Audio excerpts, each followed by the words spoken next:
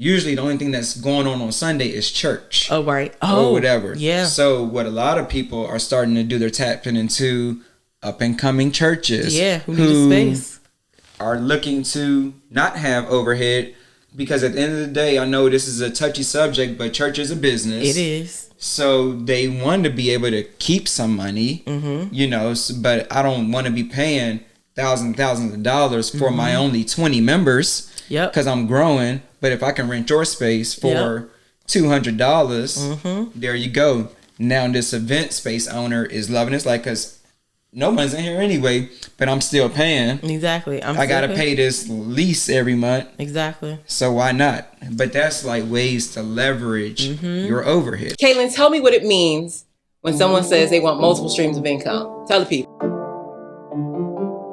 Why do the people need multiple streams of income? COVID says it all. What's the difference between having an LLC for your business and being trademarked? For me, I'm trying to get multiple streams of income because I'm trying to retire early. 62, can't do it.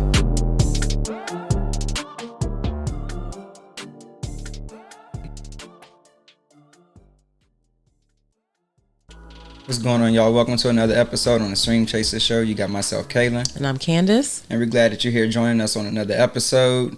We got something a little different for y'all today. We did this a lot in season 1, or a few times in season 1. Yeah. Where it's just us. We take command of the show and just talk about our own things and some of our own topics that's intriguing us at the moment. Yes. And that's what we got on hand for y'all today. Before we get into all what's been going on in the business world of things, what's been going on with you in your personal world? Oh, everything and nothing all at the same time. I'm supposed to go to Denver for work next week. Oh. I was excited at first. Now I'm not so much excited. Like, now that it has crept up on me, I'm like, I could not go. I could, give this to somebody else on my team, but I didn't want to inconvenience anybody else at the last minute, so I'm gonna go. But like, we haven't been to work for 2 years, so like, I don't have work clothes. So like, this weekend, I'm gonna have to go to like get some clothes to wear to this conference for 3 days. I was like, and then I still like am up in the air about whether Anthony's gonna go, because our original plan was that he was gonna go with me. The government paying for you to go, you might as well buy a ticket for your spouse, let them fly free, right? Make it a thing. But and then his grandmother's gonna come stay at the house with the kids, so it's probably fine either way. But because I was up in the air, he was up in the air, it was just a mess. Okay. But other than that, life is good. That's good. How are you? Life has been busy, but good. I could say good. But yeah, y'all know it's pretty much getting the space together, the whole nine. And I was just talking to a friend a few nights ago, and I would say, and this would be my advice, like my lesson learned for me, but like other people, like never underestimate the amount of work that has to go into any project. Even if because like, and the reason I say that is because I thought it was small, because the space overall is like around 1,000 square feet. Okay.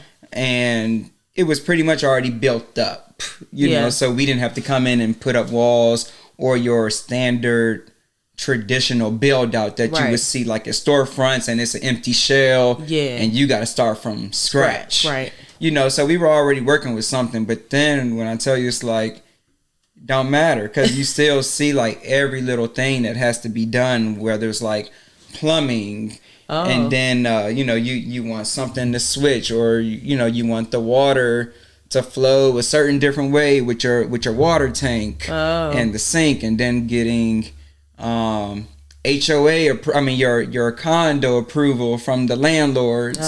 They want to know, is your contractor's license, produce the paperwork. Okay. So it's like, I ain't think about, because in my mind I'm just thinking a couple paint jobs. Yeah. Put some TVs up. Yeah. Get some flooring, and we should be in there. But it's a lot. It's a lot of work. It's a lot more. So I tip my hat off to people who have done the build out from scratch. Oh yeah. Because now I could really imagine what it's like. And like I said, I was already starting about 35-40% without that. Yeah, I wonder if it's easier from scratch though. Possibly. possibly, because then, I think it can probably go either way. Yeah. It's probably easier on some ways in terms of like, looks like a house probably. Yeah. If you get your house built, like I want power here, there. Yeah. Cause then you can design it the way you want it. Yeah. But then also, it could be a lot because then on the contractors. Yeah. And you're going to pay for it. Oh, it's definitely going to be, you're going to pay for it. Yeah, because they like, oh, you want me to fit this whole thing up. Yeah. And then you're dealing with multiple people in there. So Yeah. I can imagine it's a lot. Yeah. I'm always not, I don't, envious is the wrong word. I am elated for, and I don't know, it makes me feel very like I'm in awe of people. That's the word I want to use. Awe of people who open their own spaces. Because I'd be like, that's a legitimate business. Like when you open, you got your brick and mortar, your storefront. Like I can only imagine the amount of work and just like, it makes it feel real in a way. Like, not that Go Stretch hasn't been real all this time, because it had been very much real. Right. Y'all been very much turning revenue over here, stretching the people out. Right. By the way, I need a referral because I done referred 2 people this week. Anyway, might gotta talk about those affiliate fees from last episode. Come on. But on top of that, like, so it's like I said, it's been very real this whole time. But the idea that now you're going to open a storefront, which means you have some like liabilities that you got to pay for, your rent, your electric, your whatever, every single month. Like that makes it like another level of real. Yeah, that definitely. But then it's like going back to like underestimating. So it's like I was telling, like, so you know, if you buy something in your house, like you like just to say wall decor or something, like you like this frame, and you're thinking that, you know, if it's for your house, this will look great in my family room, right? You go store, you buy that one. The thing is, like, you know, when you're doing like the office, like everything is multiples. So it's like, you like this frame, by 5, that's times 3 times 4. You need trash cans times 7. Like, and like literally just this week, a couple of days ago. So like now we're in the part of doing the whole, like, I guess you can call it like fitting up, like the decorating. So like the hard part is out the way, pretty much done. Good. But now it's still the admin stuff you need. You know, the Wi-Fi. You need, you know, you're making sure your phone stuff is set up and all the admin stuff in addition to decorations and equipment and stuff like that. But like just this week, I was like, shoot, you need trash cans. Not only trash cans, you need trash bags. You know, you need them everywhere. Bags. All the things. All the things. So then I was counting and I was like, this can't be right. I need to buy 7 trash cans. And it's like, in what world am I buying 7 trash cans of possibly the same thing just to go? But it's like stuff like that. And that's where I say like underestimating. Door handles. It's like, you know, it's like times 7. So it's like a lot in terms of that, like just underthinking, you know, in the beginning. So that would just be my advice to people. Like, don't underestimate. Because like, again, I went in with the easy mindset. Like, I'm not getting the whole thing done. It's only 1,000 square feet. It's easy. You were thinking in big blocks rather than like the small individual pieces. Things. I could see that. I will also say, if you have time, like, I don't know what day you're trying to schedule your opening for, but if you have time, like, there are websites online that do like wholesale selling stuff like that. Like Webstaurant Store is one. They sell, it's an online web store for restaurants, but really you can outfit any space with the things that they have. And they sell a lot of things wholesale, like, so that you don't have to go to Lowe's and buy retail 7 trash cans, because it's a thing. Oh, that's cool. I use them for a lot of stuff. That's what's up. That's what's up. So that's a little bit about what we've been up to, but kind of Candace didn't hit on it now, and I'm gonna put her on the spot a little bit. Oh no. But y'all have heard in probably the past 3 to 4 episodes that Candace has talked about putting together the workshop class. And everything, and you know, it started going back to. If we go back to March, though, when we had, if y'all check us out on Instagram Lives, when we met with our small business What is the official title? I want to get it right. The regional director for the Small Business Development Center, the Southern Maryland Small Business Development Center. Yes, Win Briscoe. And it's still on our Instagram. You can check that out. But it started with her just kind of giving Candace the confidence, the motivation. Like, if you're thinking big, then you got to roll with it. If you got the plan down, you got to roll with it. So Candace made the large purchase. Yeah, I did. Of brooms and equipment. And the equipment. So she can get ready to start these workshop classes. Yes. And let me tell you something. I have learned a lot. Talking about lessons learned. So let's start back. So y'all know I am a spooky Christian lady. Like, I love Jesus and that's just what it is. And so when we had that conversation with Win in March, right? March is like the beginning of wedding season. Like, people who are about to get married in April are ordering their brooms in March and all that kind of stuff. And I was like, man, I'm gonna order all these brooms that I'm gonna have them for like 10 years, but I'm gonna order them because the price is just given, like, you should order this. Right. So I did it. I've learned a lot about how to buy things wholesale, like just in that process, how to case pack things. Like, I keep getting this email. Last week I was getting this email all week long from this guy who was like, have you filed your ISF? The barge is on the way. And I was like, I don't even know what that means. It's a form for customs that you have to file. And most people pay for a broker to do it. But you could do it yourself. It just depends on how many shipments you're going to have. Whether it's is it agriculture? It was just like a whole thing. So I've been figuring that out this week. But going back to my spooky Christian lady, like, I did this. I have been getting my brooms for a decent price from an Asian-based store in New York for like the last 2 or 3 years, right? They were the cheapest place. I found them online. I think I was paying like $6.99 each, so about $7 a broom, which is cheap compared to, I think when I first started this, I was paying somewhere in the neighborhood of like $12 to $13 a broom, right? So finding them at $7 was like, bet, you know what I'm saying? And I just been giving them all my business. I did reach out once and try to like see if I could do a like relationship with them to get that price cut down. I don't want to say that they weren't interested. I'll say that they didn't return my call about that. But you know, if you know anything about like Asian run businesses, a lot of times they tend to be family owned, a lot of times by immigrants. So they may not have even understood what I was talking about. So, you know, I just gave the benefit of the doubt. I just kept buying. And then Winnie pushed me to do this buy. So I say that to say last week, from end to end, so from Vietnam to here, it takes 40 days for that barge to get here. So it's not here yet. It should be here in the next couple weeks. And in the meantime, I've been ordering the way I always order, through the Asian store. So last week sometime, I went on their website to buy another 10 brooms because the orders, it's mid-wedding season. The orders is booming. And I saw the broom, but I was like, where's the add to cart button? Like, I couldn't find the add to cart button. I thought my computer was tripping, like it wasn't loading right. So I went to the homepage to try to like refresh it to do what it needs to do. And there was this big banner on the bottom of the homepage that was like, hello, if you order from us, we're going to refund your order. Our store burned down last week. And there was this pictures from the New York Post. I guess the apartment building. So they're in Chinatown. The apartment building that's on top of the building caught on fire. The stairwell and like the whole thing like went up.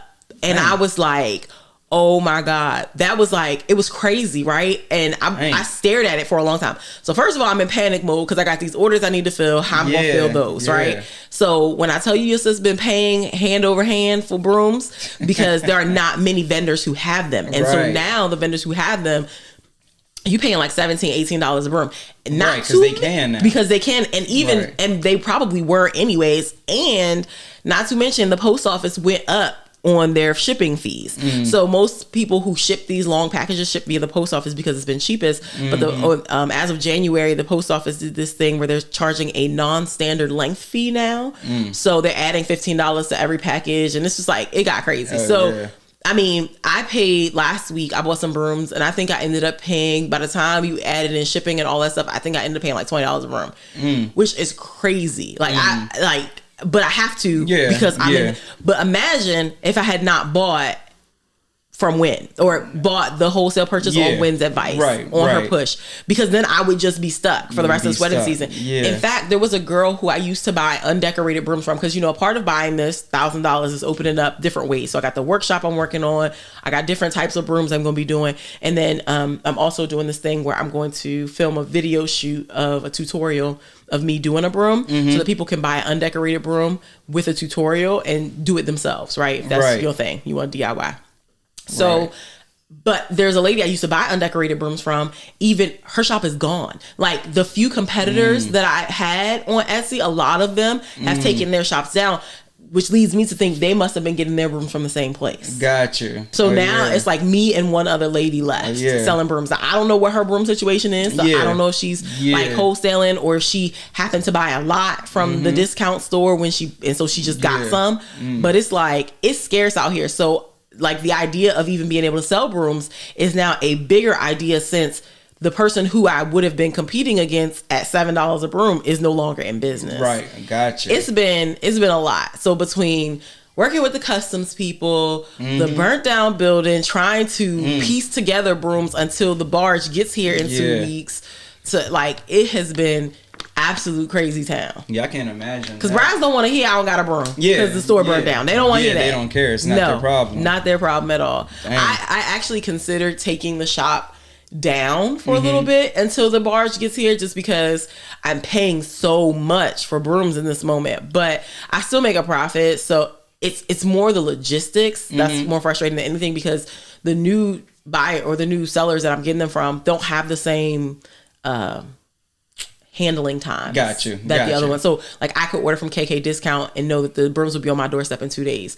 These ones taking like a week and a half. So it's like, I don't know. It's frustrating, but I am grateful and thankful that I took the push from when I took it. Yeah. Because otherwise, I pretty much might have to be on hold. Yeah.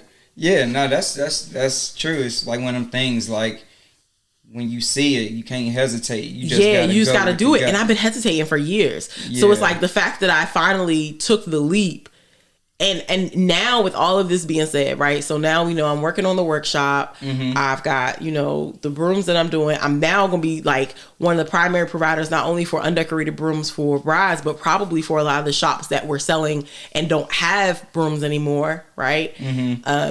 With all of that being said, I feel like while I thought that I was going to have this shipment for 10 years, it's feeling a little bit more like 3.5 at this point. Oh, yeah. Yeah. That's cool.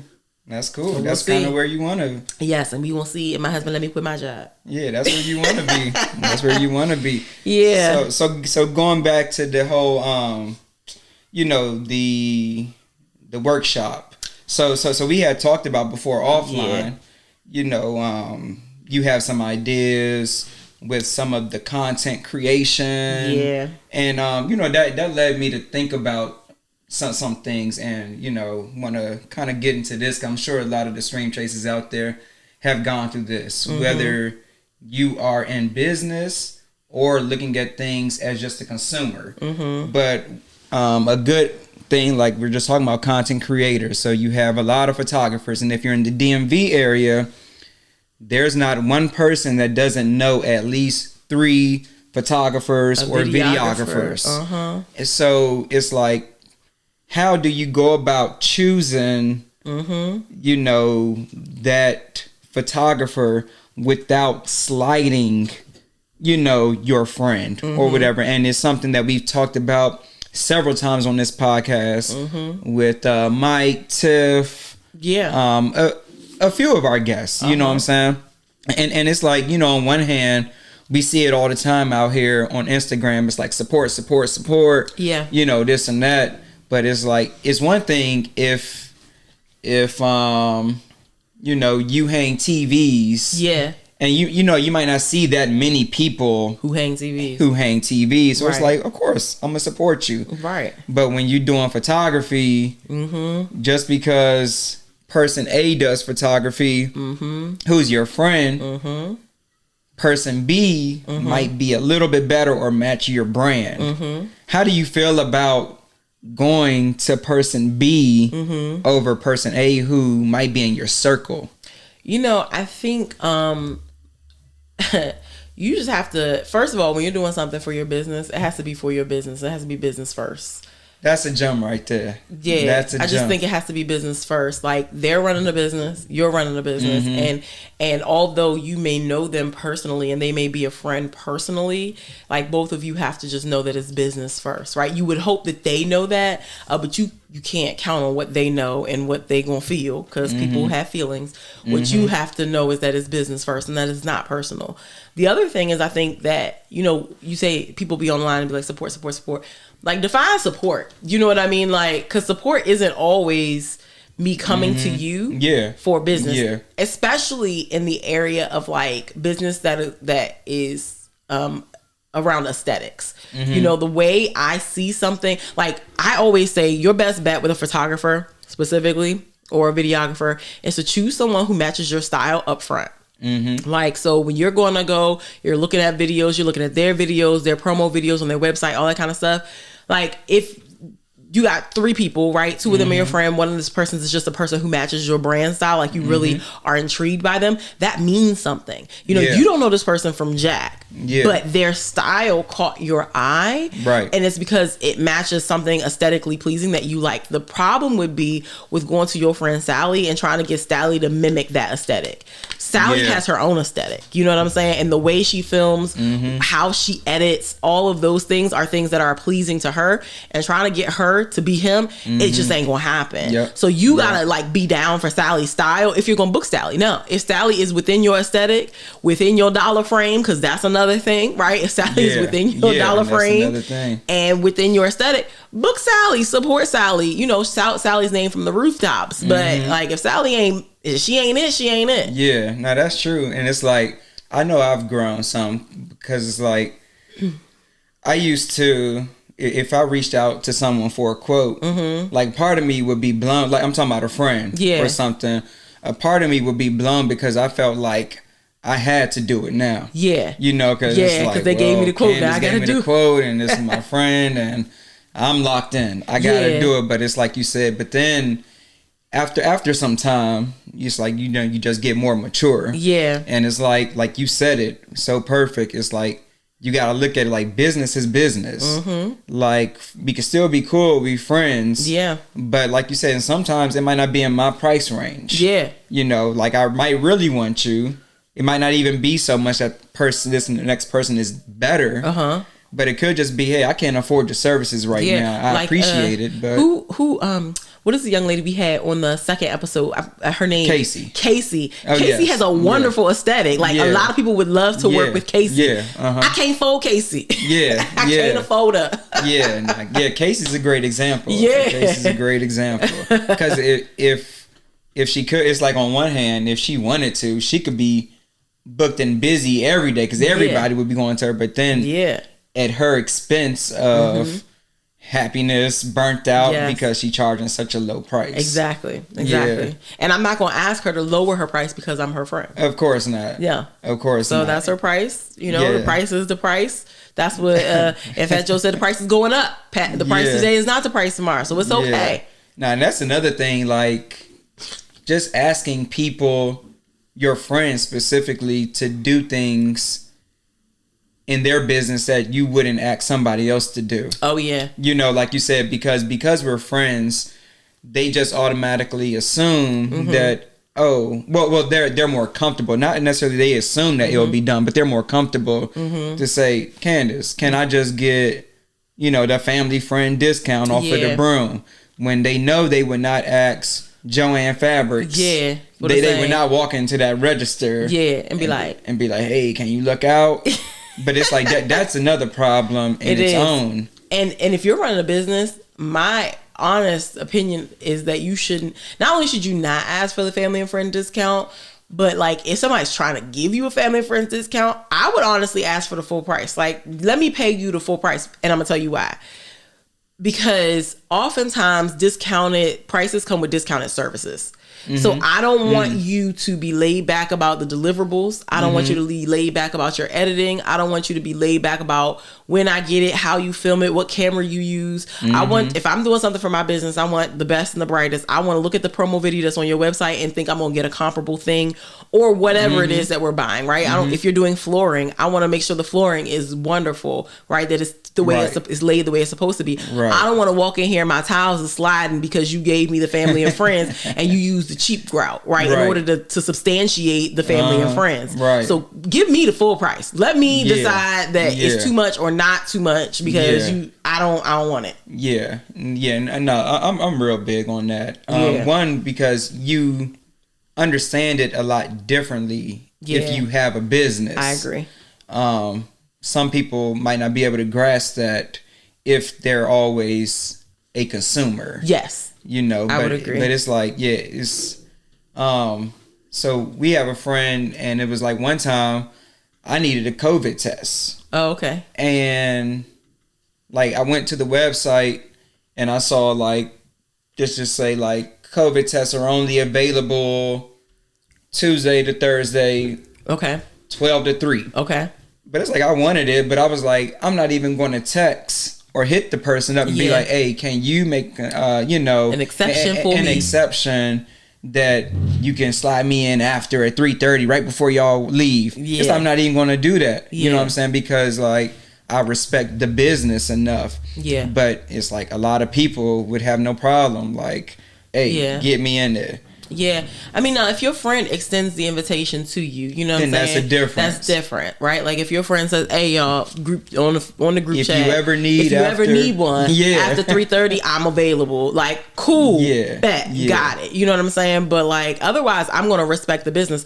I oftentimes, like if I need something from someone, for example, when it came to this workshop that we were just, that I'm working on, it's supposed to be on the 22nd, by the way, y'all. I want to get into that a little more. Yeah, but when it came to the workshop, right, I was looking for a space to host the workshop in. We've had Chico on the show. Y'all know Chico got 17,000 spaces across the DMV. Like he literally just opened another one. Yeah, like it's like every other week. Exactly. He opened another one. So I'm like, I could definitely text Chico on the side and say, hey, can I get in one of them places? But I don't abuse my friend because I feel like that's an abuse of friendship and an abuse of like my relationship or my connection with them. So I go through the standard process, right? I go in the front door, I do whatever, and I say, okay, I'm looking for XYZ thing. And then when he picks it up, right, because his manager tells him, hey, these are the people who are looking to book a space this week. If he decides to do something special on his own accord, fine. Yeah. But like, I'm going in the same way everybody else go in. Yeah. That's just the way it go. That's the way it gotta be. Yeah. That's the way it gotta be. But yeah, so you said, what's the date on that? May 22nd. I'm thinking about postponing it. Postponing it?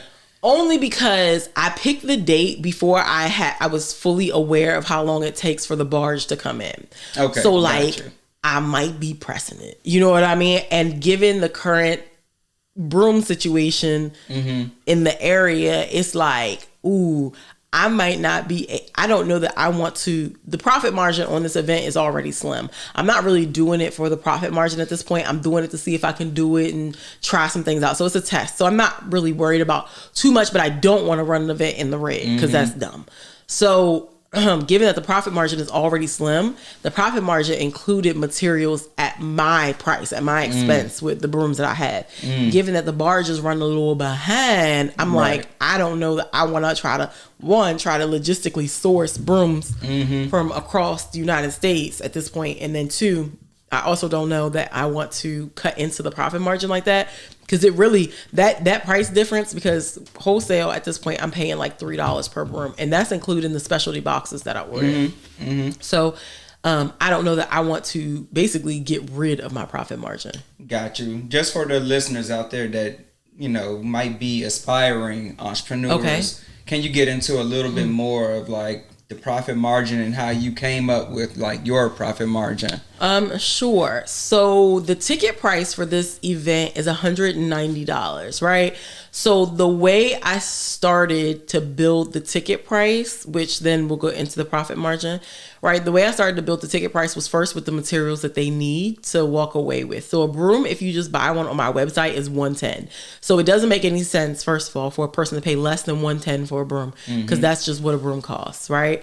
But when you get into the materials, how much the broom costs, how much the flowers cost, there's glue sticks, because you got to think small, micro, not big picture, right? You got to buy, first of all, I got to buy at least 10 glue guns because everybody's gonna need their own. Right. You got glue sticks. I got these needle nose pliers that everybody's got to have, wire, ribbon, floral. And because these are custom brooms, when a person purchases a ticket, they have a chance to tell me what color floral they need for their broom. So usually I can buy in bulk and wholesale for floral, but because I may be buying pockets of blue, pockets of purple, pockets of pink, I'm not going to be able to do that wholesale buy. So it's going to be basically floral at cost, right? At retail cost. So the floral is a little bit expensive, snacks, coffee, whatever, right? So all of your like expenses, the biggest expense for this, because they're paying for their own materials, right? So that's one part of the ticket price. The other price is the actual workshop space, right? So I was able to find a workshop space. I think that came in at $575 for like 6 hours or something like that. So dividing that up amongst the cost of the participants, right? I have an intern that's going to be there helping me that day to make sure everybody's happy, seated, all that kind of stuff. So her cost, her time, her labor for those hours, her gas for getting there, my gas for getting there, my time, right? And so all of those things built in, divided by 10, the number of people that I plan on selling tickets to, and then building on top of that what I consider to be a profit margin. So the profit margin I'm running for this event is 15%, just to make sure that, because it's the first time I'm doing it, in case anything comes up strange. Right. So like in case the pliers ended up being more expensive, or just like the profit margin just provides a little bit of cushion so that everything is not down to the penny. Right. And so when I tell you that they're paying for their own materials, right? So if the brooms, I was running the brooms at $3.99 or something like that, so $4 a broom. Now if the brooms are $20, that's $16 each. 16 times 10, that's $160. My profit margin on the event, I think all in the event was like $1,900. So let's say 10% is $190. So 15% is somewhere in the neighborhood of let's say $230, something like that. Right. So $160 is already scratched off that $230 if I do this with the brooms that cost $20. And that's not unexpected at this point. I know that to be a case. That's not accounting for any other unexpected thing. That leaves you like $60. Right. Yeah. So the reason why I wanted her to just kind of give a high level view of what a profit margin looks like, because again, Instagram and social media will have people, I'm going to just say people, not even just aspiring entrepreneurs. Some people that have been in business for a couple years who think they know everything, but really don't be knowing, will have you thinking that, though you'll see these posts at the end of the year like, I generated, or it won't say I generated. They'll say like, I made 7-figure sales or whatever. I made 7 figures or whatever, which is all fine. So like in Candace's case, like she said, a ticket is $190. Right, times 10, that's $2,000. So and she did that every week of the month. That's $8,000 times 12, $96,000. Right. So she could say like, I made $96,000 just off of doing an hour, 2 hour long what you call workshop or whatever, in addition to all my other streams. But then it's just like just making sure, but it's like, what are those expenses? What are the costs on that? So whether you're doing it for your own business or feeding into some of these other online business influencers, don't believe everything that you see. Because they not telling you, especially with these people who have like the clothing lines. And they telling you like, hey, I did $1 million. And it's like,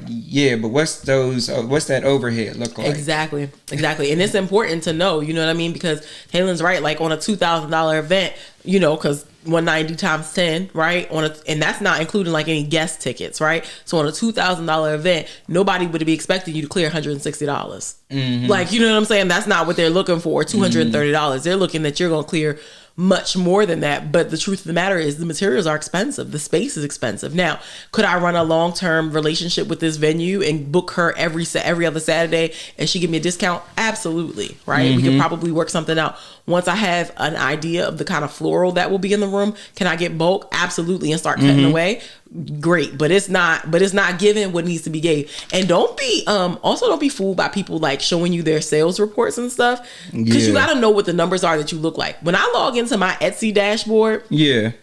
If the people buy the tickets for the thing, it will tell you, hey sis, congratulations. Like, look how much money you've made. Right. But what it doesn't show you is how much money I expensed. Like, they don't know how much I purchased for brooms unless I put it in there. They don't know how much money I spent on floral. They don't know what I pay my intern. They don't know any of that. They can just tell you how much money you ran through their system. That's it. So it would be easy for me to pull up my Etsy and show y'all, even just as of this year, oh, I've made 40 G's doing brooms. Like, look at that. But that's not the truth of the matter. Yeah. And it's like, just want to put this out there. And so the average profit margin in the United States is only 7.7%. I'm about to say, and my profit margin is like double what normal people do. So I mean, as long as it makes sense for whatever you're doing. So I typically do, if I'm doing something or pricing out something, I'll make sure I do 20 to 35%. Oh, you ain't or whatever. Yeah, I mean, but it makes sense. Yeah, like I can justify the cost or the price of whatever it is. Yeah. So that's just the way I'll do it. You know what I'm saying? But again, when you're dealing with some other businesses, like I just said, the average is only 7%. So again, don't let the people fool you. Yeah. Don't let them fool you. You know, that they're making, or I had $100,000 in sales and I'm walking around with 100,000. Yeah. Just living lovely in my whatever. There are a few businesses that run like light overhead, you know what I'm saying, that don't cost much to run. So like one of the businesses that I want to dig into and want to know more about is the business of home influencing, I guess is what I'll call it. So people who are influencers on social media, right?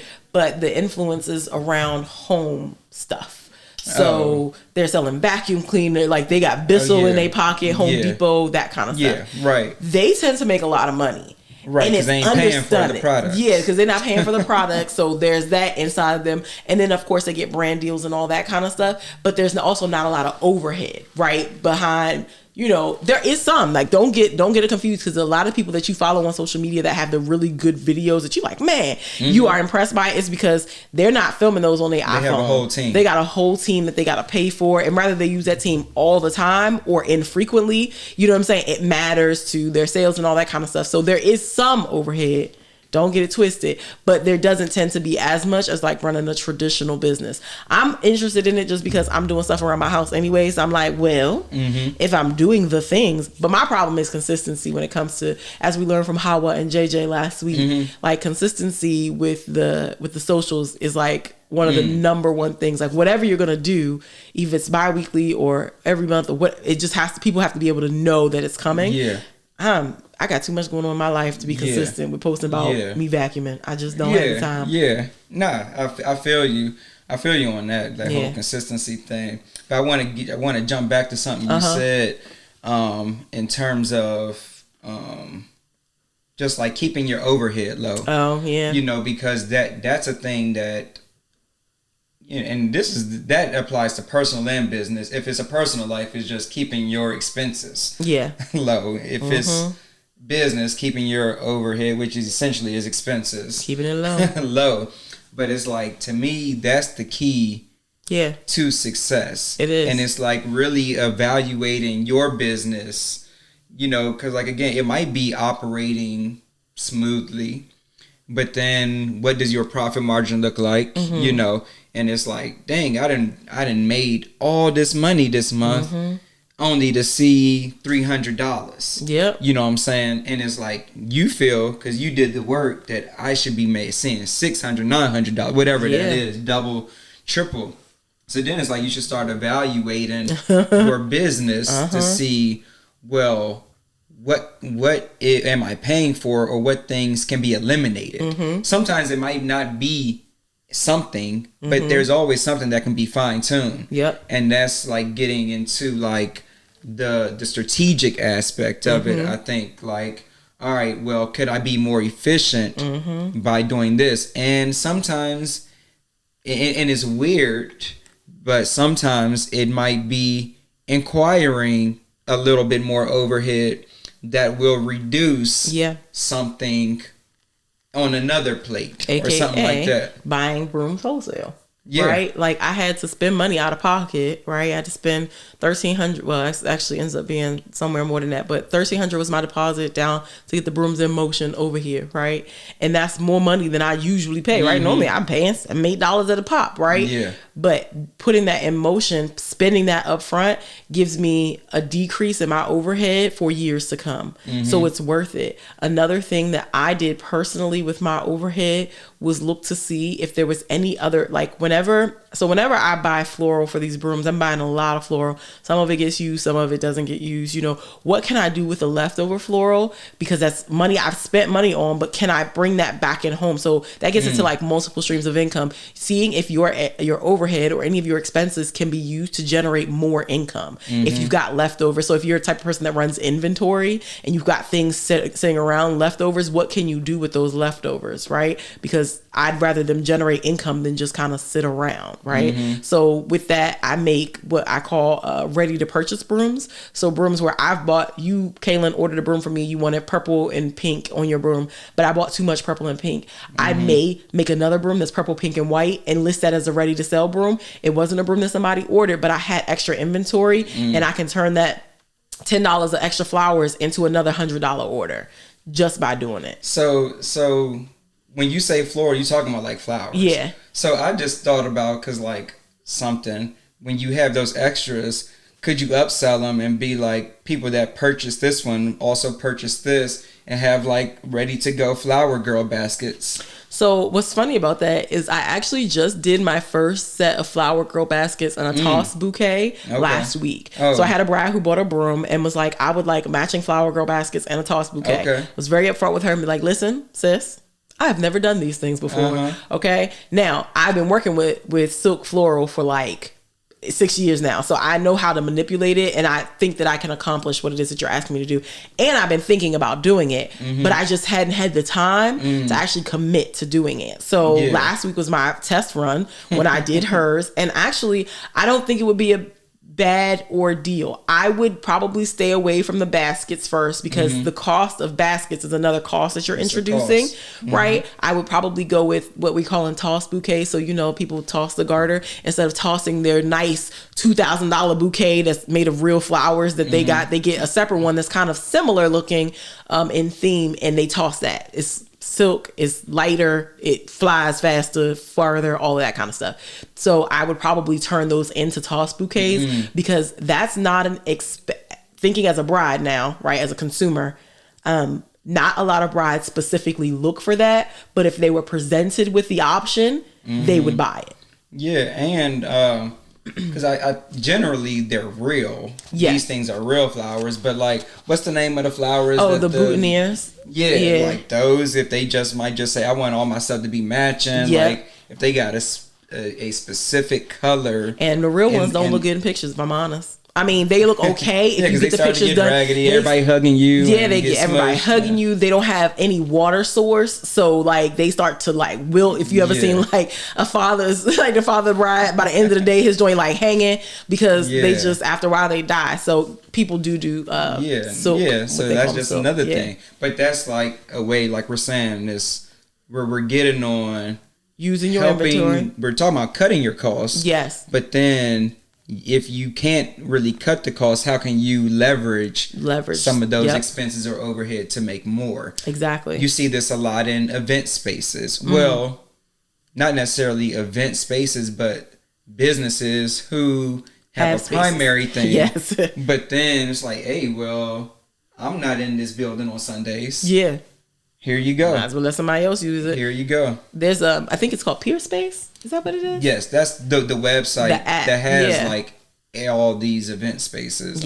And a lot of those event spaces are literally just people who have businesses who run hours from this to this, and then after they leave for the day, I'm okay with somebody else using this space because it might as well make money if I'm not going to be here. Yeah. And if you have a space, one of the clutch things, and I got a friend who has just done it with his space, but it's like most people, Sundays is the dead day. I mean, I hate to say it like that, but it's just like people want to be relaxed. Yeah. Sitting at home. So not that many people are having like birthday events or those type of events. Usually the only thing that's going on Sunday is church. Oh, right. Or whatever. Yeah. So what a lot of people are starting to do, they're tapping into up and coming churches. Yeah. Who need a space. Are looking to not have overhead. Because at the end of the day, I know this is a touchy subject, but church is a business. It is. So they want to be able to keep some money, but I don't want to be paying thousands of dollars for my only 20 members. Yep. Because I'm growing. But if I can rent your space for $200, there you go. Now this event space owner is loving it. It's like, because no one's in here anyway, but I'm still paying. Exactly. I got to pay this lease every month. Exactly. So why not? But that's like ways to leverage your overhead again. I saw and I don't know, I think it's on Kickstarter, so I'm not sure if it's a viable app at the moment, but there's even an app for like photographers and videographers to like lease their, now this is touchy because your equipment costs you a lot of money. Is it called KitSplit? Maybe so. I can't remember the name of it, but basically you could let somebody lease your equipment to use it. So an influencer of sort who needs to shoot a nice video, they doing it themselves. They just need the camera, right? You can make your equipment make money for you while it's not in use. Being used. Yeah. So I looked into that before because I actually had the idea to do that. Oh, okay. But then when I saw that it was this one company who was like dominating, and it's they're really like the only company that's doing it. But I just was like, I'll pass on it. but no, but that's definitely a thing, and it's just like getting into rentals. I told my husband. So my husband is in the middle of finishing his music studio. Yeah, it looks nice, by the way. Thank you. He's doing. I mean, I say thank you because I painted too. So I painted. I sang some boards, so I get to thank you. Anyway, he's got a vocal booth in there. He's got a whole situation, and I asked him. I said, "Are you considering having people come here to like rent the space, like you mix master for them, or maybe not? Maybe they bring their own engineer with them, but they just need a studio space." Because it's in our home, again, much like your podcast studio's in our home, he's like, I don't know. But he's thinking about it, It's something to think about. That thing looked nice. And you put it on Peerspace. Yeah. Or Craigslist, wherever, Facebook Marketplace. Yeah. Somebody liable to. Somebody wants, people always want to lay down 16. Yeah, and that's something that I have learned over the past few years. It's like the most, it's not even crazy, but the thing that you would think that people wouldn't want. Yes. There's somebody out there, out in this area or world, searching literally for that thing. Affordable studio space. Yes, exactly. Because I can't afford the one in DC or Virginia at the big, large commercial space. And it's a lot, because it's a lot of money for a reason, right? But and everybody has to start from somewhere. Everybody got to start from somewhere. So everybody's always looking for what you have. Yeah. And I need somewhere to put these bars down, okay? But people got to hear them. No, that's a thing. That's definitely a thing. Yeah, he's, I think right now it's really, so his family is a very musical family. So I think he's just doing it for his family at this moment. But, you never know. I guess we'll see. You never know. Yeah. So today you have learned that not only when you think about your expenses, right? Don't just try, eliminate them if you can, right? Please eliminate them if you can. But my thought is that most people don't keep around expenses that they could just easily eliminate, right? Because if you could have, my thought is you probably already would have. Yeah. So then the next thought is, if you can't eliminate it, how do you make it efficient? How do you make it work for you and bring in more money? So, rather that's if you, now I'm about to speak on things that are out of my lane, but like if you have a clothing company and you are silk pressing designs, or if you, I don't know how that works. Like if you have the machine, can you silk press for other people, right? You bought the machine. Yeah, people do that all the time. Yeah, silk press for other people. If you're embroidering things and you're embroidering patches, can you put them patches somewhere else? Like whatever it is that you can do to help, eliminate your costs, that's what you should do. And that's even, I think back to the episode that we did with Crystal, ghost kitchens, what those are about. Right, you know what I mean? right. It's cost sharing. It's like, how could we eliminate the cost of running an entire kitchen? Yeah. You share that thing. Yeah. Now, it's so many ways, but we're all about stream chasers. So giving you all different things to think about, whether that's the one business, expanding, or drilling down to make it more efficient. Exactly. Yeah. And even on so let's say you work a 9 to 5 and you've learned a particular skill set at your 9 to 5. So I would go back to like Kim's episode or Reese's episode, right? Reese learned the ability to write government proposals at her 9 to 5. And then she flipped that and made it a side business, right? And that's just being efficient. You have the skill, right? So if you've learned something on your 9 to 5 that's valuable somewhere else, take it, flip it, use it. And Chico, when he was here on his episode, he gave a great quote. Y'all need to tap into that episode. But he said there's $1 million business in every day job. Yeah. Which is true.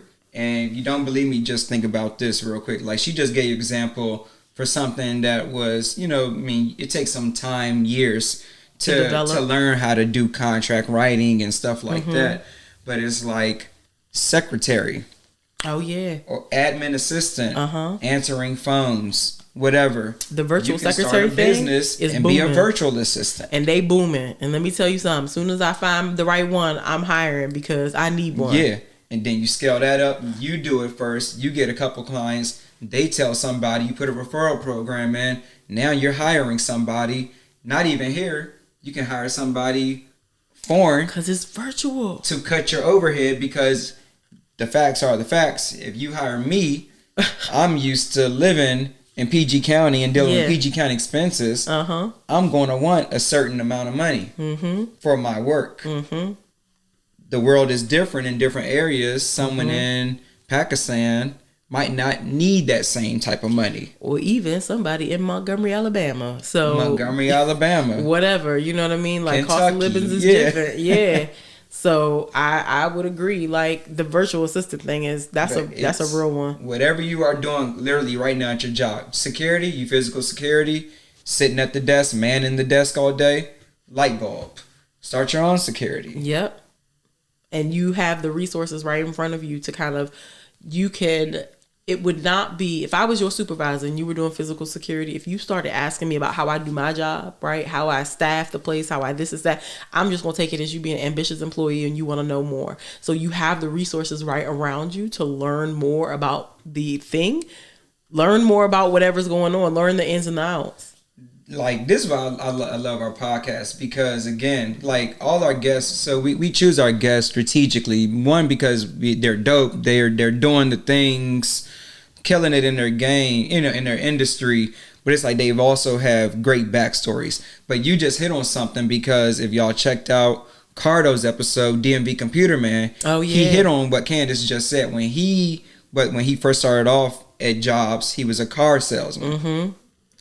Or whatever, and then he went on to get into the e-waste business. But he said on both of those jobs, he was hired to do one thing, a job. But when you get in there, it's like that hustle mentality. Yeah, I want to know what you do, how you do it, and what do you do. I might not even have no interest in doing what you do, but I know. So now it makes me more valuable, so I can step out and do whatever. And you see this a lot in the government world. IT, for example. So like you might be a sysadmin, a systems administrator, changing passwords, whatever, making sure accesses are all right for people. But then when they're in the meetings at an IT meeting, they're listening and knowing what this network engineer is talking about. They might not know it. Yep. But they at least they're in tune with what they're talking about. Right. So then what happens if they're fit, 20 years go by, whatever, then they retire, and you see this all the time. Yep. They come back with they said they retired. Y'all throw this big retirement party for them. Then they come back a year later with this company called I'm Here IT LLC, and now they bid it on the same contract for $1 million+ Yep. doing all these IT services, but they only focused in one, but they learned the game and built a relationship. So it's like stuff like that. Like, it's so many opportunities out here. It really is. You just gotta kind of be in tune and keep your, I don't know, keep your ear to the street, but really like pay attention to what's going on around you. You know, business is really all about the idea of solving the problems of other people. So somebody out there has an unmet need, and it's really about meeting those needs. Now, rather you find that need to be, that of, some people create, let me back up and say, some people create the need to be met, aka Amazon, right? We didn't have no problem going to the store before Amazon. People went to the store. You had complaints about it, but you went, you waited, you shopped on, even at the beginning of shop online, you wait 5 to 7 business days, you get your things in the mail, whatever, right?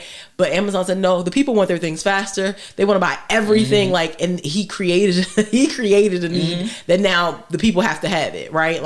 And so, but generally speaking, business is the idea of meeting someone's unmet needs, and it doesn't have to be a swath of people. That's why I give the Amazon example.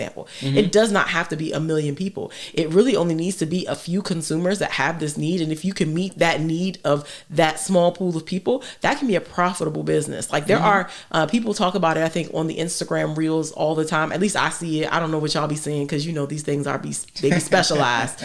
But I see on my Instagram reels people talk about niche businesses a lot. And that's the idea of creating a business or answering a business need that is very, very specific. Like, you're not Amazon. I don't do everything, and you don't try to do everything. You do your thing. So, for example, Go Stretch is assisted stretching. Right now, that's what they do. They don't do physical therapy. They don't do all the things. Now, is Mickey a doctor of physical therapy?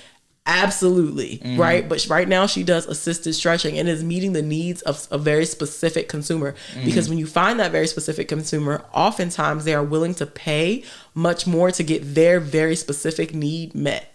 Correct. Yeah. But I was just even looking, because like how you got your glasses, it's like there's somebody out there who probably has like the I don't know, not the frames, but like the little side piece. The part to go over your ear. This but part. It's like, but it's like somebody, it's probably a company out there that specializes in only making like custom creative ones where you can exchange them and you want them to match your outfits or stuff like that. But it's like literally, it's a business there's a business for everything. And it's really about tapping into your market, like finding your market and making sure that they know that you exist.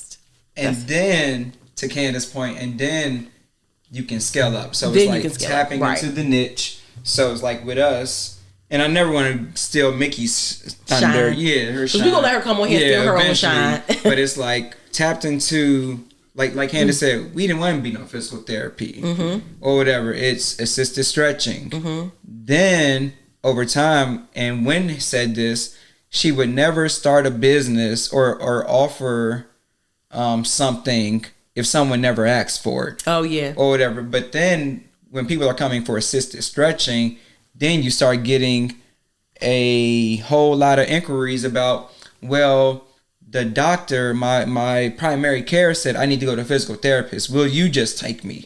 Then over time you just start getting that and getting that, and then it's like, well, shoot, they want it. Why not? And then that's how you see these large companies, and it's like, it seems like they have everything, but it's like y'all don't know where these large companies started from either. Amazon used to sell books. Textbooks. That's it. You remember that? I do. It was so long ago. It feels like a lifetime ago. Like it was a huge thing. Like when the Kindle first dropped. It was like, oh, that's the electronic thing. It's not an iPad, but it's the thing where you read books. And like that was a thing. And when eBay used to have, what is it called, half.com or something like that. I don't even know. Oh about yeah, it was that. like buying your textbooks at half off or whatever. It was like a whole thing, but they were competing against Amazon, who was only doing books. Oh, yeah. You know what I mean? Yeah. It was a thing. So, you know, they didn't start being Amazon. They started at books only, and then they, you know, people asked for more things. Yeah. And that's how you grow. And before you know it, you gotta, what is the word? You're seeing a profit. Yes.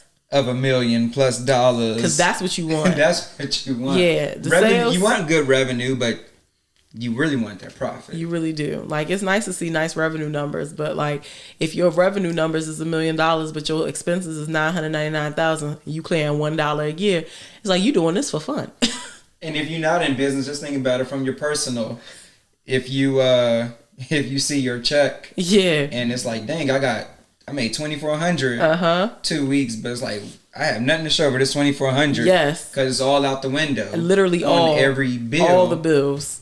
Then you gonna start cutting back. It's the same thing. You say, okay, what need to go? Does credit card need to go? I need to switch cell phone providers because Verizon is too expensive. Right. Netflix, I need to do whatever. I'm only watching Netflix and Hulu, so this cable can go. Like all of those, like just shrinking down on your expenses. That's exactly the same thing that we talking about here. Yeah. So you got a lot of different topics, within the business things that would definitely help you on y'all journeys. Yeah, I hope so. And soon Kalan and I will be back to give you the grand opening of Go Stretch and to tell you about this workshop, and we'll be giving you lessons learned from both of those on the backside. For sure. We almost there. I'm tired, but we almost there. Okay. Yep. And yours is coming sooner than it's coming, but like I said, I might postpone it. We're gonna say the 22nd for now, but it's looking like it might get postponed to June. We'll see what happens. Sounds good. Yeah. Sounds and good. What is your whole date? I'm not putting a date out there. Like, I understand. We signed that lease in March. Okay. Negotiated for a couple months. Yeah. So, because I originally thought, man, I was way off. Like, I remember when I did my calendar, and my friend was joking because I'm a project manager by my day job. So I'm very organized and scoping everything out. And I even built in buffers, reserves, the whole nine in my schedule. And I had me being done at April 20th. The whole thing. Okay. Here we are in May. Yeah. and I can tell y'all now, Candace asked me the date. It's not going to be in May. Okay. There it is. So I can just put that out there. You heard the man say it ain't going to be this month. Yeah, it's not going to be in May. So, okay. So, yeah. So it just, things happen. Yeah, things happen. They literally just happen.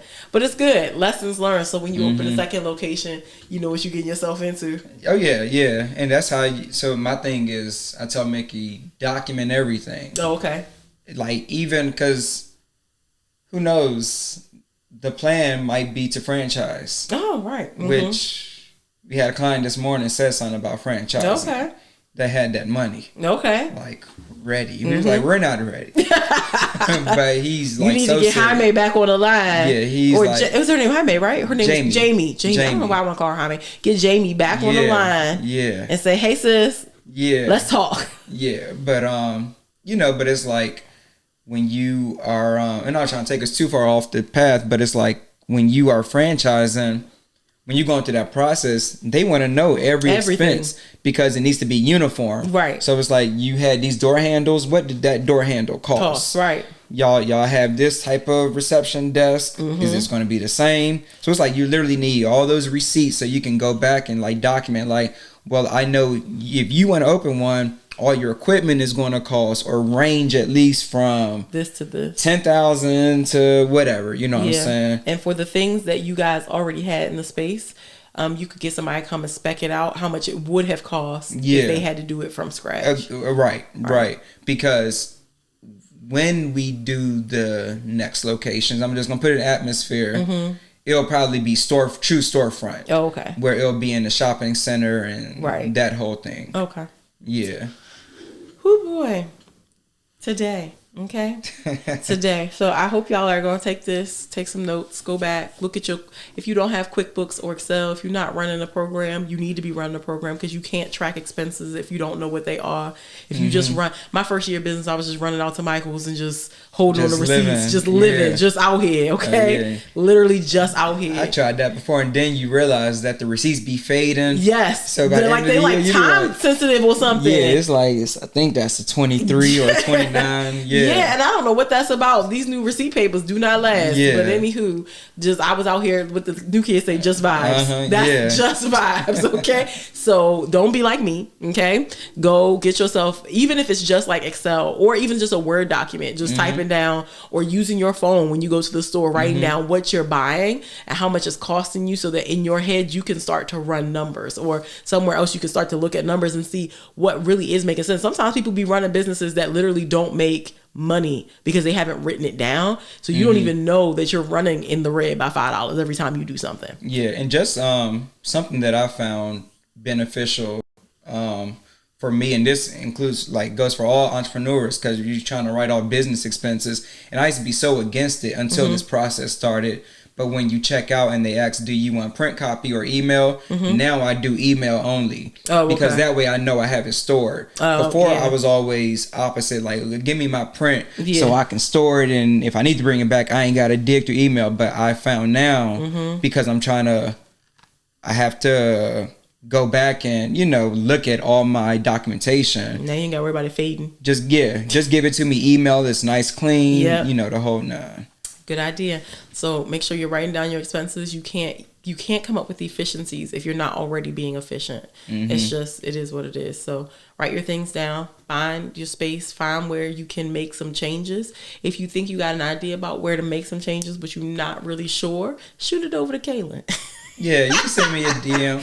Yeah, shoot it over to Kalan. Anyway, just reach out to us. Yeah. Like Stream Chasers inbox or my inbox. Just on suggestions for the show, the whole nine. Exactly. We like to hear from y'all. We do. So you find us on the socials at stream.chasers on the Instagrams. We're at Stream Chasers on YouTube. www.streamchasers.work, because Stream Chasers do the work every time. Okay. And also, you can find us on Spotify and Google Podcasts and Apple Podcasts and all the places where the podcasts live. Yep. And real quick, if you made it to this point of the episode, and if you're on any of those platforms, go ahead and hit the review button or the subscribe button. Oh yeah, true. Might as well do it. Might as well. Because clearly you like the content. Exactly. Might as well. And so we appreciate y'all hanging in there today and just having a small chat with us. All right? Okay. And with that, just got paid.